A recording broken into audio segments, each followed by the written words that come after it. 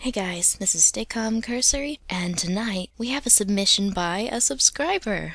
This piece is entitled Woods, and was written by Loki, or as they're known in the horror write-off, Zombard Zombramble. So, let's dive right in. Woods. A hollow sound blows in through the small window. I glance out of it, watching the wind blow across the grass beyond. The tree's leaves ripple like water, and I smile a bit, breathing in hard before shoveling another bale full of hay downwards. The yellow glints and shines as it falls, and I really wonder who would call this boring. I moved here when I was 14. While my parents argued and argued, my uncle offered to give me a quiet life. School isn't far away, and I don't mind the distance. I don't mind working here either, and neither does my uncle. We work together, some of the time, and some of the time I help my auntie inside, preparing and cleaning. I don't mind. I do mind that they won't let me in the woods. It's the only thing I mind, because the woods are so elegant, with how they transpose against the sky, with the colors they change and fall. I hear a creak somewhere beyond my sights, a bubbling noise that rebounds within my heart. I want in, to climb and run and feel the soil under my feet.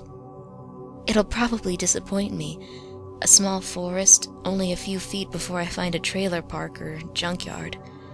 But still, if they just let me in, to ascertain for myself that it's not worth caring about anymore. And here I am, stealing off for a moment, crossing the wide gap of grass to see the trees. I press my palm against one, feeling the warmth inside, and push in, bracing myself to jump over a root.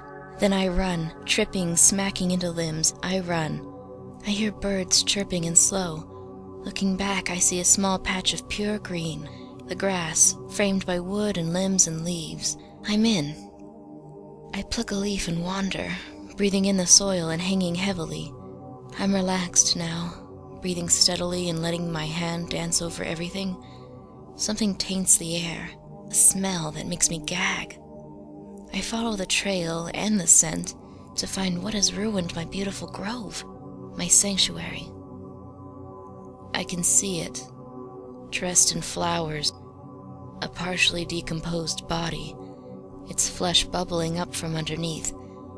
I feel myself falling, staring at it, the pallor. My mind boils, reeling, echoing the gurgling I'm sure the blood makes, sitting stagnant in its veins. I inch myself upwards and run. I run all the way home. The sky is noticeably darker, and my auntie holds me close. She pets my hair and makes shushing noises to calm me. My uncle isn't angry. He just looks out at the woods and tells me to relax. I hold my auntie's arm, and for the first time in a while I can feel the tears stream down my face. They both hug me, then send me to bed. Keep the light on, they add. The night is still, just like the following days.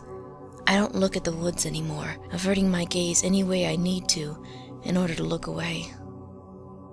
My uncle sends me inside often, and I stay in to help Auntie. She always cleans the windows now, and lets me clean the floors. I want to ask, who was it? But they won't know, just like me. I'm finished for the day. It's high summer, and the sun is casting shadows out of everything. I soak in the orange light, keeping myself warm as I finally look out of the large windows. Beyond my view is the tree line, but this time I try not to be afraid. After all, they're dead. They can't hurt me. They're dead and forgotten. Unconsciously, I cry. My auntie hugs me and helps me to my room, where I cry and cry.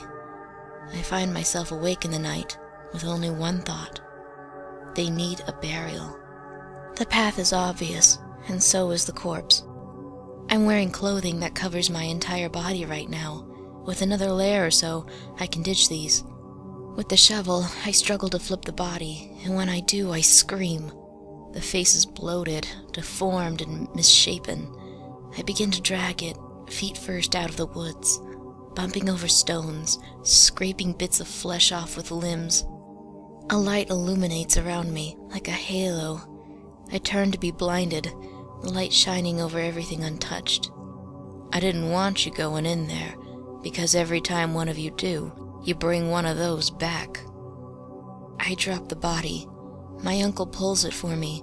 Holding the torch, I can see the bits of gore already on the path, aged on to create texture. The stains already so seeped into the soil. While he digs the hole, I wait, looking at the form. It's the first time I've met it. It watches me back, one eye partially open, glazed over and made of clouds. I push the hair away, something striking me as similar with the nose. "Looks just like you," he mumbles, dropping the shovel. "They all do."